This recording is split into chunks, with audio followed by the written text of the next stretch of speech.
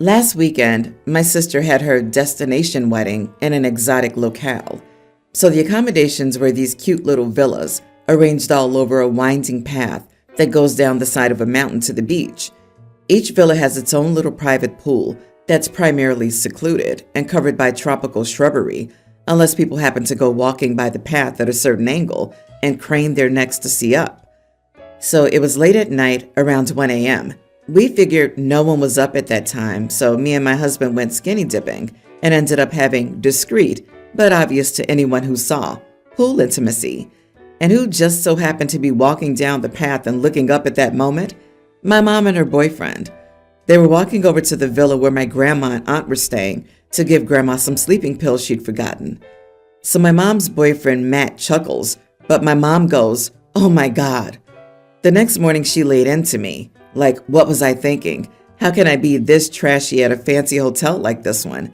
Why couldn't we do it in the bed, like normal people? What if anyone else saw or heard? She said someone else probably saw us, and now everyone was talking about it, which was not true. Eventually, I just exploded and told her she would do well to remember that my husband and I were paying for a big chunk of this wedding, her stay, and her plane ticket.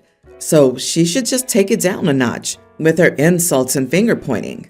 And then my sister and her now husband wanted to know what all the commotion was about. And my mom was like, "Your little sister probably just ruined her wedding by acting trashy and low class by doing that at the pool last night." My brother-in-law was like, "Nice," to my husband, and my sister just laughed, making my mom even angrier. My sister assured mom no one saw us and no one was talking about it. But my mom was like, "But what if they had? Then everyone would be talking about that and not your beautiful wedding." She risked ruining your wedding and didn't even care.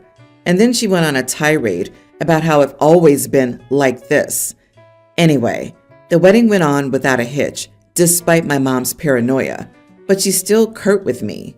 Maybe her guilt tripping is so effective that I wonder if I really was a trashy, inconsiderate idiot who should have used the bed. Your sister doesn't even care, and it's her wedding. And even if everyone at the entire hotel had seen, the wedding still would have been just fine. I think it'll take a lot more than someone having intimacy with their own husband to ruin a wedding. Mom is way overreacting to virtually nothing. She needs to stop talking about it, or we'll think that her poor boyfriend never has a fun time. Realistically, Mom was delighted because it gave her an excuse for drama, self-righteousness, and center stage. OP, Mom wouldn't have had nearly as much fun without this. She'll be telling friends and family this story until she dies. She's one of those people who thrive on drama, so she takes any chance she can to not only generate the drama, but make sure as many other people know about it as possible. The better question is, why are you picking up the bill for a woman who treats you like dirt? You paid for her? Why? I guarantee this isn't the first time she's done something like this to you. Stop paying to be abused. Repeat after me. I am not an ATM. You're an adult and not my responsibility. I, 24 female, went on a date with a guy, 26, that I met through a mutual friend about a year ago. We're both in college graduate programs and he seemed nice enough when we were texting then, so I agreed to meet up for dinner. When we got to the restaurant, the vibe immediately felt off. I had been there before and loved it, but something about how he insisted on doing all these gentlemanly things threw me off. He kept mentioning how much the plate cost and suggested ordering a bottle of wine. I told him I don't drink because I'm not into alcohol. I never have been, but he pushed me to loosen up. I stood my ground and just ordered water. As the night went on, he got more frustrated. He kept making jokes about me being a buzzkill and how it wasn't fun without alcohol. We ordered. He got a sirloin and I got a New York strip. By the end of the meal, I decided to pay for my own food because I didn't want him to feel like I owed him anything, especially after all this pressure. Especially because I knew my bill would be higher because my steak was much larger. When the waitress came back, I asked for separate checks. He looked visibly angry and asked why I didn't let him be a gentleman. I explained that I didn't feel comfortable letting him pay, and I thought it was fair since I chose what I ate. After dinner, he texted me saying I was rude for not accepting his offer to pay and that I acted super cold by not having a drink with him. I blocked his number that day. I've since never spoken to him again, But I went out to that same steakhouse with my current boyfriend, 28, of 6 months, whom I happily let pay for everything, and he made me feel like a queen all night. He still does that every day. He had a couple of martinis but never pressured me to drink. He opened the door for me and pulled out my chair. All things that the person I had been on one date with did. I only thought about it because we had the same waitress as I had on the first date. I'm wondering if this double standard makes me the idiot because I feel like one. Not the idiot. You're perfectly entitled to pay your own way and not drink on a first date. His reaction was a major red flag. And the fact that he kept mentioning how much the plate cost. It's certainly not a gentleman trait, and it's very possible he wanted to make you feel obligated. Exactly. That's manipulative behavior, not chivalry. You deserve someone who respects your choices. Honey, it's not a double standard. One guy was a creep, and one wasn't. Good for you for having a solid game plan for your first date and sticking to it. Rather than feeling like an idiot, you should be really proud of yourself. There is infinitely more that goes into a good first date than pulling out a chair and paying for dinner. Making you comfortable enough to accept him paying for the meal and being graceful when things don't go according to the plan are all part of the dance. You're really doing the second guy dirty by comparing him to the first, if anything. I work what some people in the medical field would consider a unicorn job. No weekends or holidays, no on-call, and for me, a set schedule. I've been working this set schedule for more than a year without issue. This was decided upon hire by my manager, though not in writing. At the time, I was the first and only full-time employee, so I was offered my choice of schedule. My tenure with the new employees is held up, and in my opinion, rightfully so. My experience in the medical field has always been that if you're tenured, you will get the best schedule. Recently, my managers informed me that there are complaints from the other 4 employees that it's unfair that I don't work on Fridays or weekends, but none of us do, and that he'd like me to work a few Fridays. Now I'm a single mom with young kids. My kids are in multiple therapies and sports classes, and all appointments for routine things are scheduled for Fridays. And at this point in the year, it's scheduled out basically through December because my set schedule has been the norm for over a year. In talking with a few of my coworkers, 3 of them don't really mind that my schedule is what it is and understand where I'm coming from. I'm the only one of us with small kids to have to work around. However, today when my manager approached me again about these complaints, I knew who they came from because I'd already confronted the others. So I confronted coworker number 4 in front of the others, asking why there was such an issue with my schedule. It is truly none of their business why I'm available or unavailable on certain days. This coworker stated things like, "It's not fair. Fridays are a hard day, and if I want a Friday off, I have to request it, and I only get it off if I'm going out of town." Okay, and that is not my issue. Why does it need to be fair? This is the real world and not kindergarten. I've never worked a job where an equal level coworker's opinion dictated someone else's schedule. Why do I have to pull my children from sports and classes and rearrange our life because one person cried about fairness? During this confrontation, this coworker told me, "That's between you and the manager." And I said, "Yeah, it was, until you decided to complain about it, and now it involves you." Coworker number 4 got teary-eyed and left crying after this relatively civil confrontation, meaning there was no one yelling or name-calling, but they cried. So am I the idiot for calling my coworkers out and making them cry? You are the idiot. It sounds as entitled as heck. A year-ish is not tenure. I say ish, as clearly these coworkers have been around for a while now as well, if they're fed up. If you don't want to do it out of hours, etc., don't choose a field and a job where these are required. Your choice to have kids shouldn't impact your coworkers. Their time isn't less important than yours because you have kids and they don't. You're all on the same level, and frankly, if I were your manager, it'd be managed on an even basis. You even call it a unicorn schedule. If a steady work schedule is important, why go into a field with such a notoriously horrible one? The confrontation sounds more like bullying your coworkers into submission. Holy heck, you are the idiot, big time. I hope this employee takes you to HR and gets your butt handed to you. I'm a teen male currently in family therapy with my dad, his wife, my sister, young teen, and step-siblings, tween, pre-tween, and pre-tween. This blended family thing is still pretty new, with my dad being remarried for 2 years. My mom died, so I only have one home. And I'll be honest, I was never excited or really into the whole blended family thing, but I know it's not my decision. All three of my step-siblings have food allergies, and two have bad ones, so the way we eat has changed a lot. This included places we ate at that were part of our traditions. For most of my life, we'd eat at this local noodle bar in town for the end of the school year, and whenever we had a school thing, play, graduation, report card, etc. We're not allowed to go there anymore because of the allergies. Even just with Dad, it's a no-go. We can't bring ice cream into the house anymore because my step-siblings can't eat it. Only my dad and his wife can prepare food, so no more making a sandwich for myself either.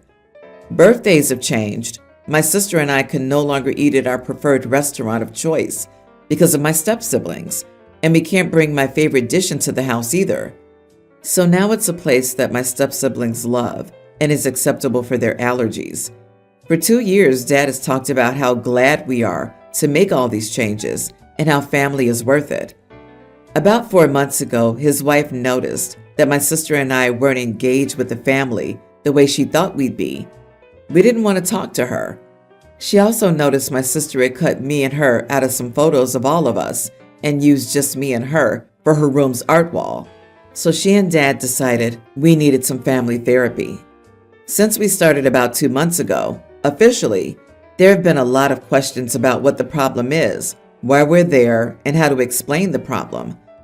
My dad also talked about all the good of a blended family, and changes were mentioned.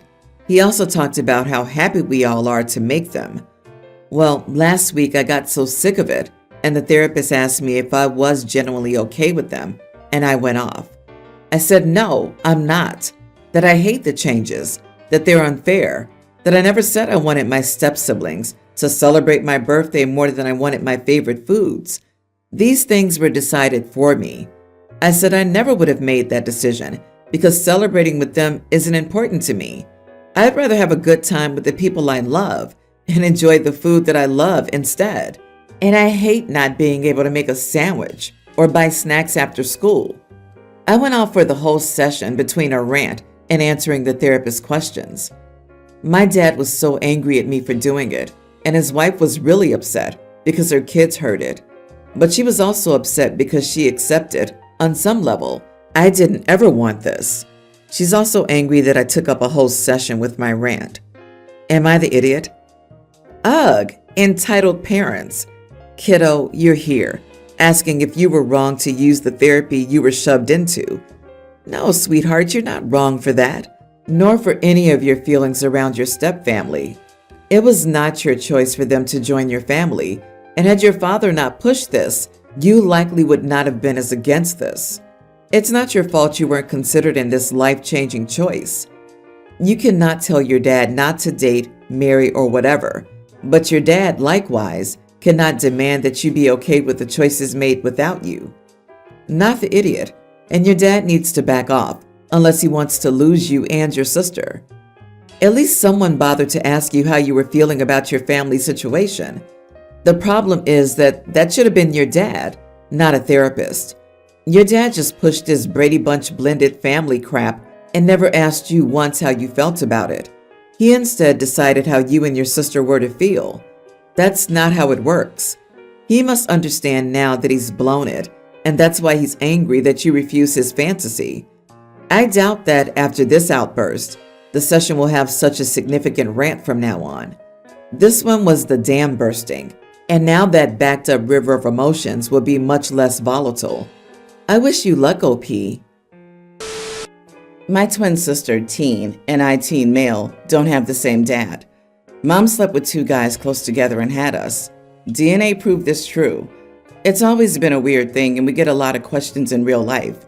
My sister's dad was willing to do the DNA test, took it, and he showed he was her dad, but not mine. Mine had to be dragged to court, and he's found ways around paying for me, and he and his family never wanted to know me. So my sister grew up with a dad and I didn't. Mom didn't like it, and when we were young, preschooler maybe, I apparently used to get so sad when she'd leave and go to her dad's house, and I couldn't go with her.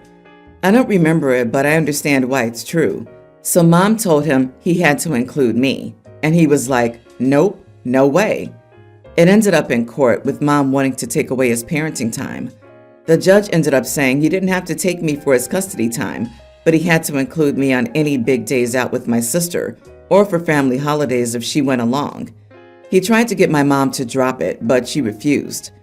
So ever since I was in kindergarten, he's been forced to include me in his life sometimes, and the lives of his family members. None of them want me there. I know they see me as this huge burden. I hated it. If I wasn't being ignored, they were just really short with me and made it so obvious they didn't want me there. My sister was torn between me and her dad.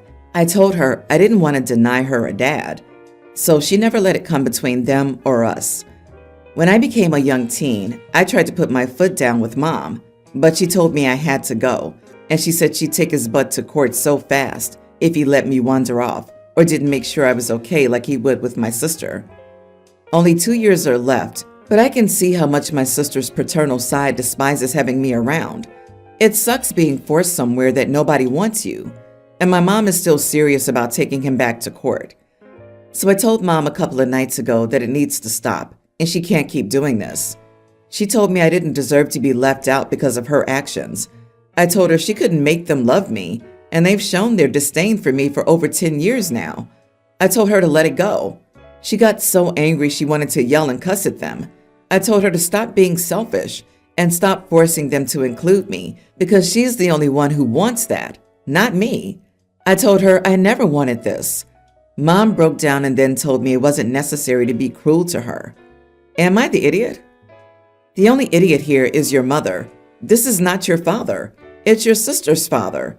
She has that family. If they got to know you through her, they might have loved you for that, despite your mother. The way your mother went about it ensured hurt feelings. I'm sorry your father wasn't involved in that. You don't seem to have family on that side. This mess is of your mother's making. This is a weird question, but have you apologized? Even though it's not your idea to always tag along. Hey, not my dad. I'm sorry this keeps happening. You don't want it. I don't really like it either. And it's difficult for my sister. Is there some way we can struggle through it for another year or so until I'm old enough to legally make it stop? He doesn't need to apologize to anyone. He did nothing wrong. I think not the father and the rest of the adults in his family are also idiots for clearly making it so obvious that they resent OP for having to take him. It's not his fault, and there are ways to not treat him as family without making it obvious they hate him.